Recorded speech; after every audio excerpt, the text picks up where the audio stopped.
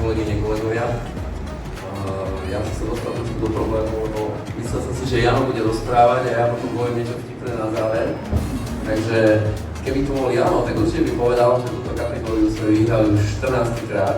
V podstate, odkedy je táto súťaž na svete, tak sme tu a robíme tú prácu najlepšie ako vieme a v apríli zvykneme teda overať túto cenu.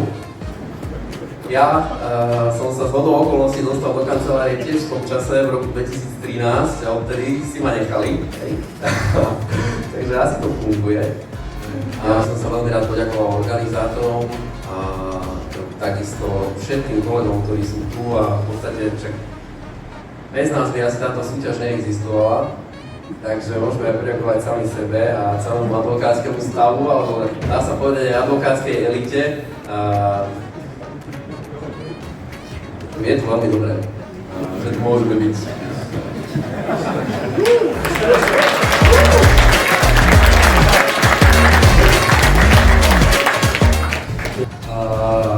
Ako bolo povedané, asi sme naozaj v tom celkom dobrí, keď dúfam, že sa pán kolega Kvaščovský neurazí. Sme v 13 ročníkoch vyhrali už 14 krát, takže naozaj sme veľmi radi. Ja som pôvodne ani nechcel prísť, lebo som chorý, ale som si povedal, že možno takto o rok, o dva, o tri, tu už bude sedieť Claude a Chad a Harvey a podobné mená. Tak som si povedal, že si treba užiť naozaj každý rok, keď tu ešte môžeme byť a môžeme sedieť a